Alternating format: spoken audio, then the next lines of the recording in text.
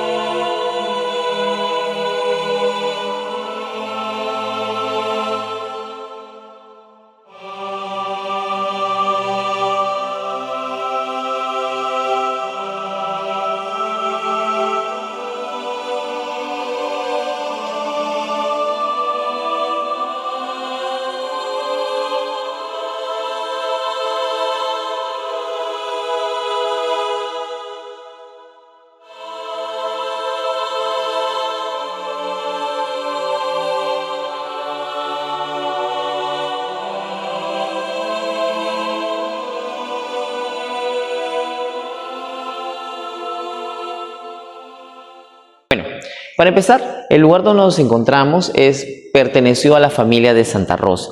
Este lugar donde nos encontramos, el espacio contiguo y el huerto, fueron adquiridos por el papá de Santa Rosa, que se llamaba Gaspar Flores, junto con la señora María de Oliva y Herrera.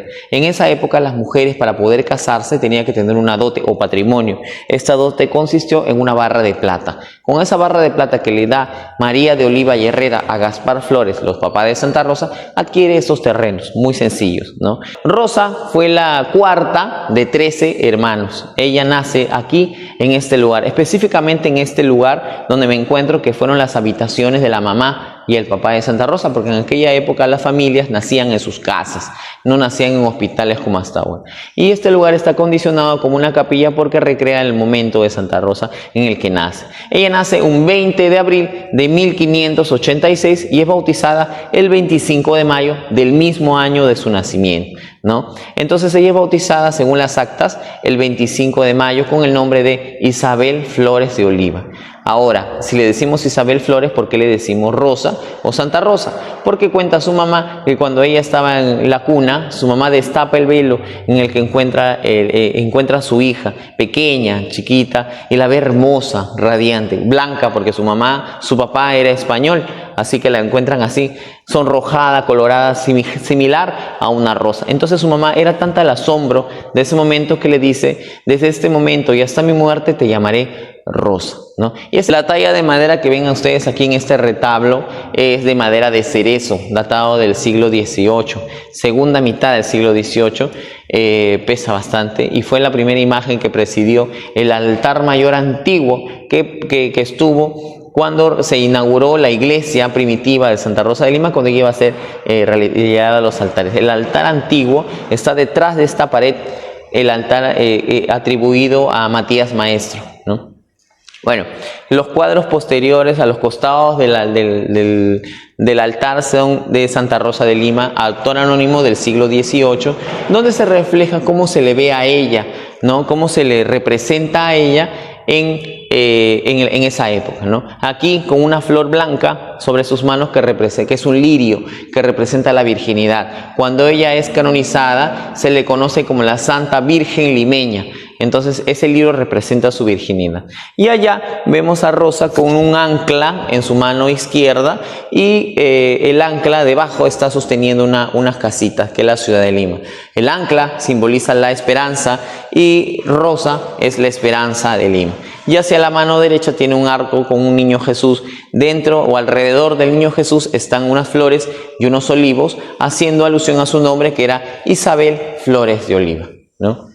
Hacia aquí tenemos 16 medallones en piedra de Huamanga con marcos neoclásicos datados de principios del siglo XIX, 1800, 1805, 10, donde narran escenas de la vida de Santa Rosa. Aquí vemos a Santa Rosa, por ejemplo, esta niña que llega a crecer y se da cuenta de que su nombre Rosa era basado en cosas superficiales, ¿no? En alusión a su belleza. Ella rechaza todo este tipo de alusión a su belleza. Ella era una niña blanca con pelo castaño claro. Su mamá se lo pinta de rubio y le pone flores sobre su cabeza para acentuar su belleza, ¿no? Pero ella, al ver todo esto, agarra un día las tijeras y se corta todo el cabello, ¿no? Aquí en este segundo medallón vemos en una mano con las tijeras y en la otra con el mechón de cabello que se lo había cortado. Pero esto no delimita a que ella sea la más bonita. Rosa resaltaba sobre las demás hermanas que tenía. Ella era como un pasaje comprado directo a salir de esta pobreza en la que vivían, porque era una familia numerosa y pobre que tenía Santa Rosa, ¿no? Ella rechaza todo este tipo de unión. En aquella época era normal que los papás realicen acuerdos prenupciales para poder concretar acuerdos y que la familia salga de la pobreza, ¿no? Entonces ella lo rechaza en varias oportunidades porque lo que verdaderamente quiere ella es desposarse con Cristo. Y lo hace en 1606. Ella toma los hábitos de manos del padre Alonso Velázquez, de terciaria dominica. Rosa no era una monja como tal, ella era una terciaria. Ella no vivía en un convento, en ninguna iglesia, ella vivía en su casa. Y resalta el carácter de Santa Rosa en estos momentos porque en aquella época las mujeres solo tenían dos caminos: o eras monja y te recluías en un convento o te casabas. Pero ella no hace ninguna de las dos cosas. Ella lo que hace es, no se casa, pero sí viste el hábito dominico, pero tampoco la une a la iglesia de manera directa. Utilizaba el hábito, sí, blanco, con una túnica, un velo negro le cubría desde la cabeza hasta los pies, pero sí vivía en su casa y trabajaba para ayudar al sustento de su familia, ¿no? Ella trabajaba como 12 horas juntas porque era una mujer que ayudaba o aportaba de esa manera en la economía de su casa, ¿no? Aquí está con la Virgen del Rosario, donde ella va a recurrir muchísimas veces a lo largo de su vida, y acá con Jesús que se le presentaba, y aquí con un perro que la está mordiendo.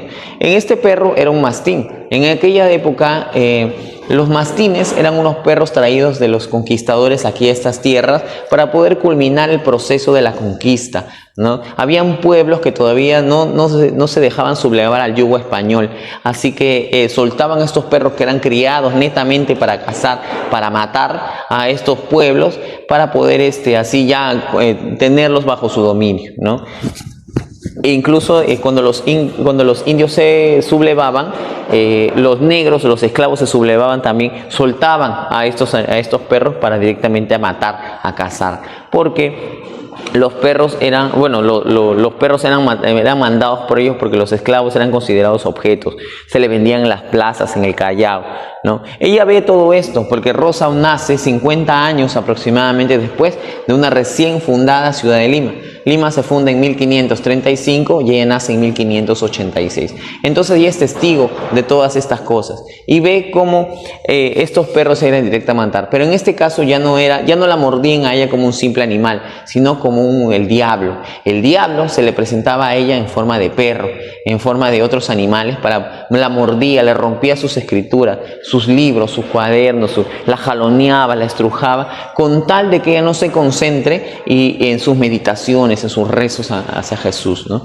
Y acá está con el niño Jesús, está cosiendo. Ella cosía muy arduamente y es que esta era la forma en la que ella trabajaba también.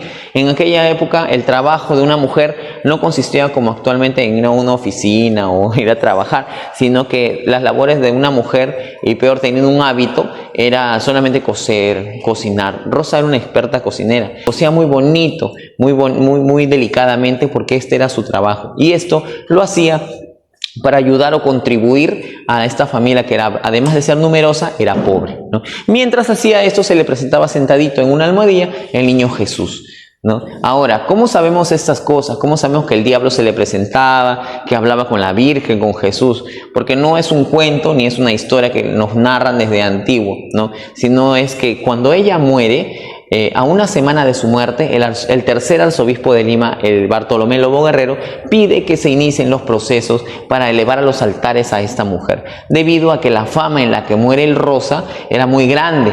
Ella vive en una Lima muy pequeña. Según el censo del virrey Marqués de Montesclaro, a inicios de 1600, dice que Lima tenía 25.000 habitantes, ¿no? De los cuales el 10% vestía un hábito religioso, sin contar a los esclavos, claro.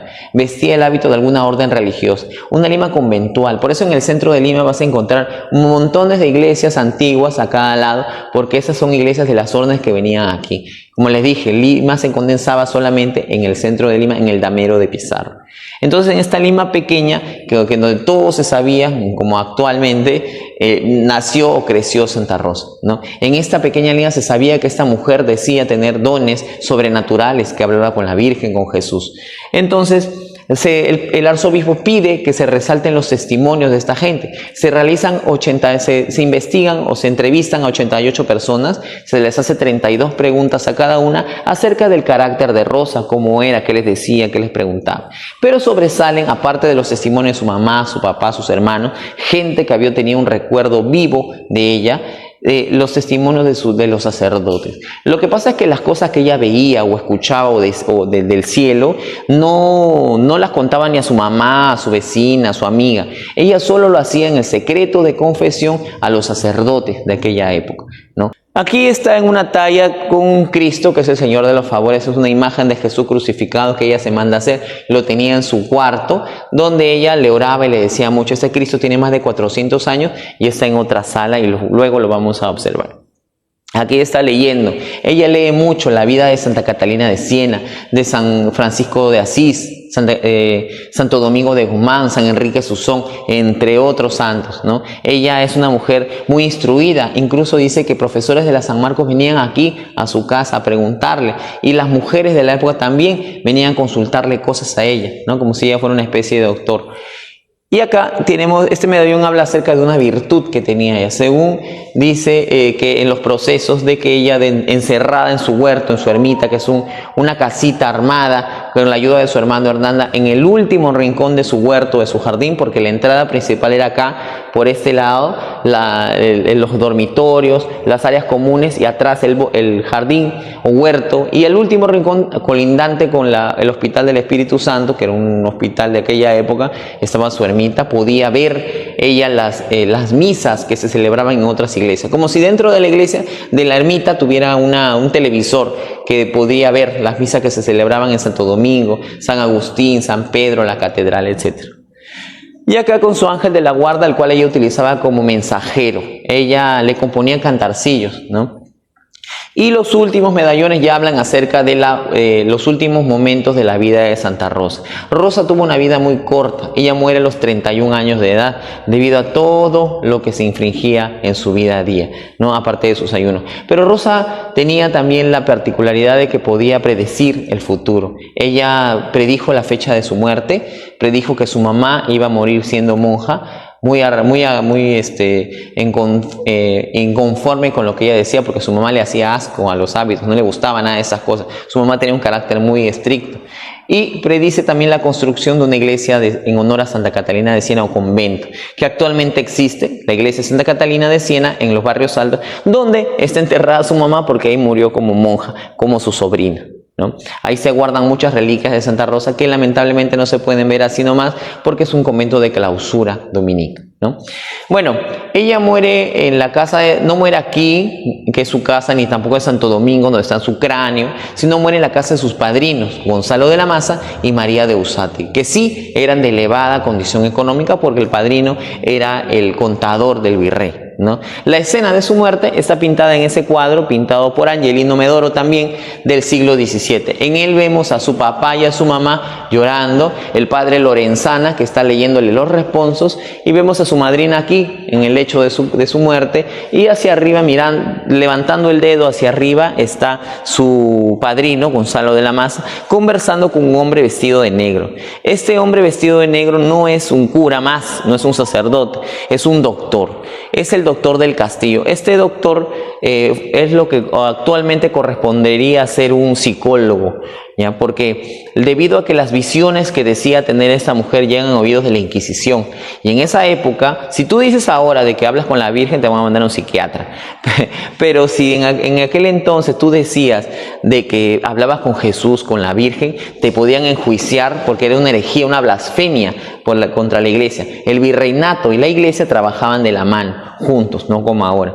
Entonces este médico llega aquí y le entrevista 2 años antes de su muerte alrededor de su jardín, de su casa. Hay muchos cuadros que se muestran cuando ella es entrevistada por él. Al final de su investigación, el doctor del castillo determina textualmente: las visiones que tenía Rosa provenían del cielo. Es decir, le da autenticidad o veracidad a las cosas que se sabía o decía de Rosa de Lima, ¿no? Bueno, ella, como les dije, predice la fecha de su muerte y llega el 23 de agosto de 1617 y es llevada bueno, ella antes de morir pide de que se acerquen todos los esclavos de la casa para pedirles disculpas o perdón si en algún momento les había ofendido. Luego pide que se le retire la almohada que tenía bajo la cabeza para que quede constancia que ella también moría en un madero o un lecho como murió Jesús. Sus últimas palabras fueron: Jesús sea conmigo, y murió. Ella muere de una hemiplegia porque se le paraliza la mitad del cuerpo y también de una tuberculosis pulmonar porque le brotaba sangre de la boca. Ella misma dice antes de morir que tenía en la cabeza como un casco de lava hirviendo, porque según los estudiosos dicen que ella también pudo tener un aneurisma cerebral, ¿no? Muere, como ya predijo en esta fecha, y bueno, todo Lima se entera y como correspondía debía ser velada en el lugar de la iglesia de Santo Domingo y es llevada hacia el noviciado. Según los procesos vemos de que ella es llevada por...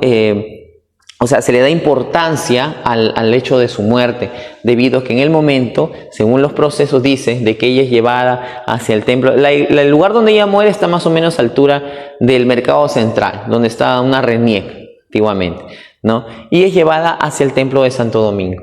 En el camino se le ve la notoriedad que se le da a esta mujer porque la primera cuadra la carga el arzobispo y el virrey. La segunda cuadra la carga los miembros del cabildo, que vendría a ser la municipalidad de Lima actualmente. La tercera cuadra los cargan los oidores de la Real Audiencia. La cuarta, los líderes de las órdenes religiosas más importantes de esta ciudad.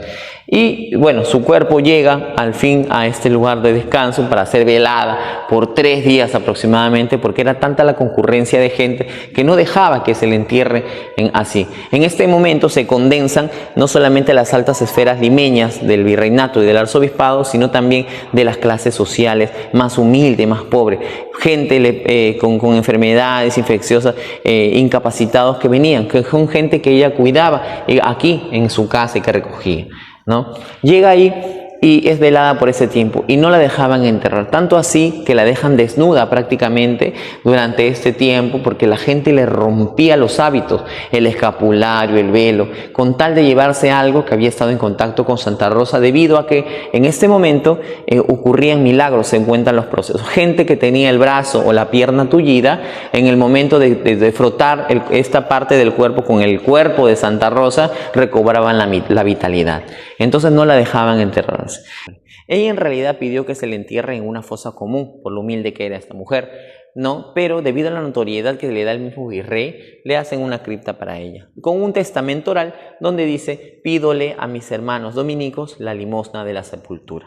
Y es ahí, si me preguntas dónde está Santa Rosa, los pocos huesitos que quedan están debajo de la sala capitular, en esa cripta que lleva su nombre, ¿no? Porque su cuerpo ha sido distribuido por todo el mundo. Su cráneo se encuentra en el altar de los santos peruanos, al costado del cráneo de San Martín de Porras, y bueno, aquí mismo hay un hueso de fémur de ella y un mechón de su cabello también tenemos. Entonces es así como se acostó. No es la única, porque en realidad la mayoría de santos su cuerpo ha sido distribuido. En el otro ambiente vamos a ver relicarios con huesitos de santos de todo el mundo, ¿no? Y el último habla acerca de cuando ella ya es elevada a los altares con el nombre de Santa Rosa de Santa María. Aquí está su habitación, el lugar que le correspondía de su casa. Si quieren pueden ingresar. En ese lugar tenía ella este era su cuarto. Aquí tenía una cama. Su cama era una serie de troncos amarrada con correas de cuero. Su almohada era una piedra o un tronco, ¿no? Imitando la misma cama que utilizó San Francisco de Asís. En esa silla que se conserva hasta el día de hoy, ella cosía, bordaba, ¿no? En esta silla ella tocaba la vihuela, que era una especie de guitarrita, ¿no? Esta es una de las pocas cosas que se llegaron a conservar, debido a que cuando ella muere también vienen aquí y se empiezan a llevar cosas de ella, de tierra de su ermita, etc. Seguramente sentada de su silla miraría su jardín. Ella le dedicaba muchísimas horas a la jardinería para poder trabajar, porque esas flores las vendía también en el mercado. Y además las flores eran utilizadas también para poder llevarla al Santo Domingo. Ella vestía imágenes procesionales, arreglaba altares, andas al sagrario, ¿no? Lima era tan devota en aquel entonces de que cada semana salía una procesión, así que ella tenía que estar lista con todas sus cosas para poder llevarla a los templos, porque no solo visitaba Santo Domingo, sino también la catedral y San Pedro, ¿no? Aquí está Santo Domingo de Guzmán, fundador de la orden dominica, amigo de San Francisco de Asís, pero son santos medievales, ¿no? De 1200 aproximadamente. Y así es como se le representaba a Rosa antes, pues, ¿no? Con una mano derecha flores, olivos y el niño Jesús, y en otra mano una rama de olivo, ¿no? Haciendo alusión a su nombre, Isabel, flores de oliva. Y así como se le representa incluso con el ancla simboliza, como les dije, la esperanza, y las casitas son la ciudad de Lima. Rosa, la esperanza de Lima, ¿no?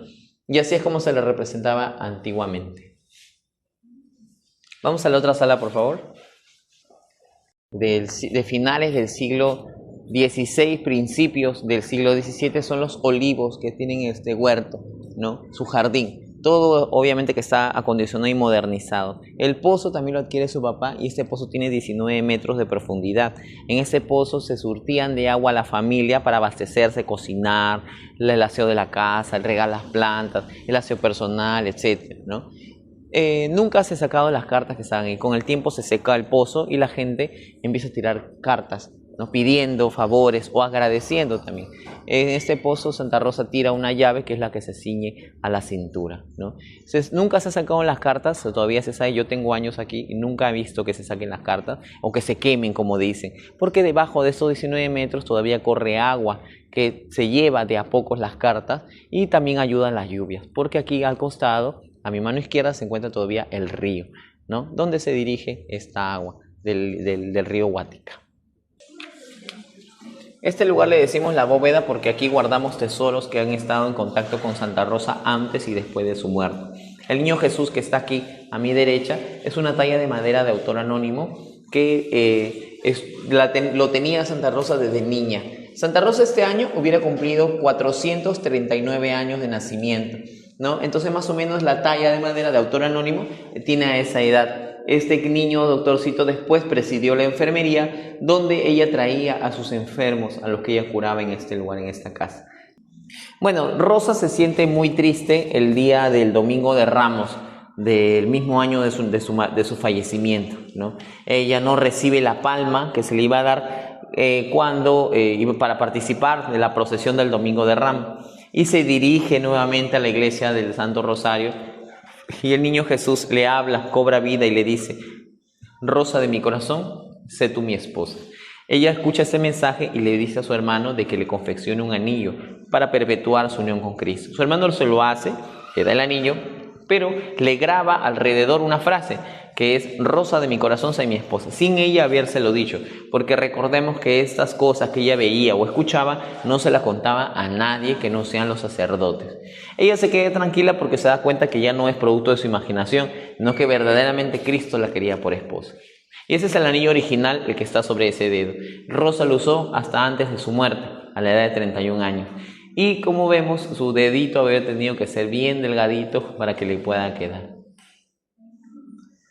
También imitó Rosa la pasión de Cristo en el hecho de que se mandó a hacer una cruz tan pesada que ni ella podía cargarlo. Ella se ponía a los hombros ese madero y lo cargaba aquí en el huerto de su casa descalza. En aquella época el huerto era piedras, tierras, y ella lo cargaba en la oscuridad de su huerto, lo cargaba. De esa cruz que se sacaron 2 cruces. Una es esta, los maderos originales se encuentran dentro de ese relicario en forma de cruz, que fueron los que cargó Santa Rosa, y el otro está en las criptas de esta iglesia, pero lamentablemente está demasiado deteriorado por la cantidad de años que han pasado, pues son 4 siglos.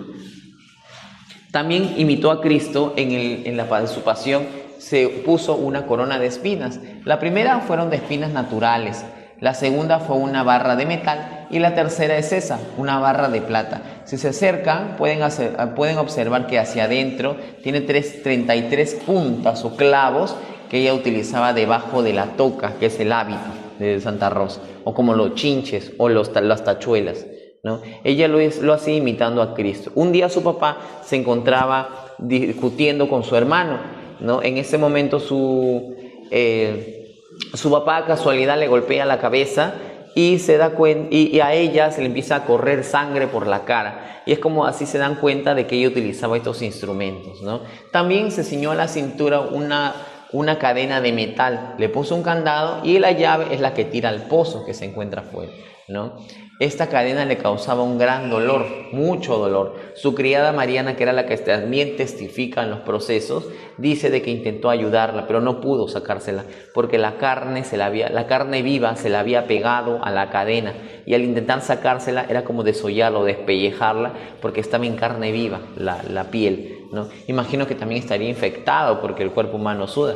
Se ponía unas correas tejidas de metal que tenían puntas, llagas, ¿no? Y se lo ponía en los brazos, en las piernas, en todo el cuerpo, para sufrir, para remediar de alguna manera lo que Jesús había hecho por nosotros, ¿no? No solamente se infligía estos castigos corporales, sino también se privaba del sueño. El clavo que está allá a mi mano derecha, en la esquina, ella lo utilizaba poniéndolo a la pared de la habitación donde está su silla. En este clavo ella amarraba su cabello, o sea que el sueño la vencía. Al cabecear, inmediatamente la levantaba en la madrugada y ella podía continuar haciendo sus cosas que hacía de manera diaria, ¿no? También realizaba muchísimos ayunos. Ella un día pasó mucho más tiempo de lo habitual en su ermita, que era la casita que construyó con la ayuda de su hermano Hernando, ¿no? No se dio cuenta de la hora, pero cuando se da cuenta es porque ella le vino un dolor en el estómago porque no comía. Entonces lo que hace ella es pensó que se le iba a pasar, pero en realidad no, le intensificó el dolor y no sabía qué hacer porque eran más de las 12 de la noche y no quería molestar a nadie en su casa, y sabía que si comía algo, quizás no sé, una sopita, un consomé, le podía aliviar en algo este dolor, pero tampoco podía hacerlo porque al día siguiente era domingo y ella tenía que ayunar. Entonces, al no saber qué hacer, lo que hace ella se dirige a la imagen de Jesús crucificado, que es el que está aquí. Es el Señor de los favores, tiene más de 400 años. La imagen de este Cristo cobra vida sobrenatural, y según el padre Leonardo Hansen, que es un biógrafo de ella del siglo XVIII, dice que el Cristo cobra vida sobrenatural y la consuela mucho más que lo haría una madre. Le da de beber, la abraza y le da de beber de la sangre que le brota del costado como una especie de medicina, y ella queda totalmente curada de este malestar. Incluso aguanta hasta el día siguiente, hasta el mediodía, y es donde ella puede recién alimentarse de algo, ¿no? Bueno, esta familia pobre, sin tener cómo alimentarse, a veces numerosa y pobre, a veces no había que comer. Entonces ella reza, pide al Señor, y inmediatamente, sin ella pedirlo así de manera directa, llegan alimentos, víveres a esta casa. En agradecimiento, Rosa escribe unas cartas, una de ellas es esa, firmado por Rosa de Santa María, puño y letra de Santa Rosa de Lima. La traducción se encuentra abajo y dice: Jesús sea glorificado. Bueno, ella muere, como les comenté, en el otro ambiente a muy temprana edad, a la edad de 31 años, y es pintada por el mismo artista, Angelino Medoro, quien la dibuja o la pinta en este lienzo post-mortem de finales del siglo finales del siglo XVII. Aquí Rosa ya está fallecida, ella está muerta, y muere con los ojos y la boca entreabierta, porque se dice de que ella queda vigilante a la ciudad de Lima, debido a un episodio en el que Rosa, a Lima llega la noticia de que iba a ser invadida por unos piratas, unos holandeses. En 1617, y 51 años después de su muerte, en 1668, es beatificada por el Papa Clemente IX. En 1669 es nombrada patrona del Perú, las Américas y Filipinas. Y en 1671 recién es nombrada santa de la Iglesia Católica del Perú por el Papa Clemente X, ¿no? Los milagros que se consideraron para la canonización de Santa Rosa fueron que enfermos moribundos, desahuciados, le daban de beber agua mezclada con tierra que había estado en contacto con el cuerpo de Santa Rosa, que es este, ¿no? Esta tierra se encontraba en contacto con su sepulcro, con su cuerpo. Al beberla, inmediatamente se revitalizaban. Estos milagros son constatados por el mismo Papa Clemente X, quien la nombra santa de la Iglesia Católica. Lo que no se sabe, o curiosamente, es cómo llega esta tierra a Europa, porque los milagros que el Papa autentifica no suceden en América, suceden en Europa, en Amberes, en Cesa, en Palermo, en Sevilla. No sucede ninguno en América. No se sabe cómo llega la tierra a Europa, pero lo que sí sabemos es que para 1668 el culto o la devoción a Rosa de Lima ya estaba difundida por todo el mundo católico.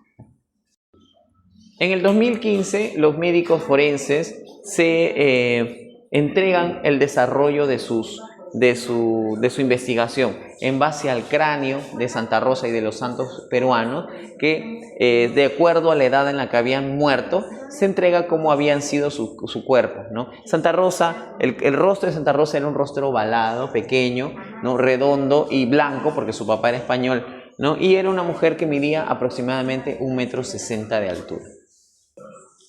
Hacia allá hay unas técnicas, unas cerámicas que no pertenecen a ninguna cultura inca o pre-inca. Son utensilios muy sencillos que utilizó la familia de Santa Rosa de Lima, ¿no? Se encontraron aquí, en este lugar, cuando se instauró este lugar, que es la recreación de su enfermería, ¿no? Y acá ya la tenemos como Rosa, patrona de Lima, el Perú, las Américas y las Filipinas, ¿no? Como les mencioné hace un momento. El papá de Santa Rosa, antes y después del viaje a Quibes, fue un arcabucero del virrey, lo que actualmente sería un suboficial de la policía. Por eso es que ella es nombrada patrona de la Policía Nacional del Perú. Y como es pionera en acondicionar un lugar para recibir estos enfermos, menesterosos, leprosos, porque ella no recogía a cualquier loquito de la calle, ella traía gente con lepra, gente con enfermedades infecciosas, como dice ese cuadro, con enfermedades asquerosas, infecciosas, ¿no? No les hacía asco, al contrario, los traía, les remendaba su ropa, les lavaba las heridas y los cuidaba. Como ella es pionera en acondicionar un lugar que no es un hospital, porque sí habían hospitales pero no se daban abasto, es nombrada patrona de las enfermeras del Perú, ¿no? Y también patrona de la minería y el petróleo, patrona de las costureras, de las floristas, y así, tiene un sinfín de patronazgo no solamente en Lima, sino en el Perú y en América, ¿no? Bueno, eso sería todo de mi parte. Muchas gracias. Si gustan pueden continuar viendo los espacios. Gracias.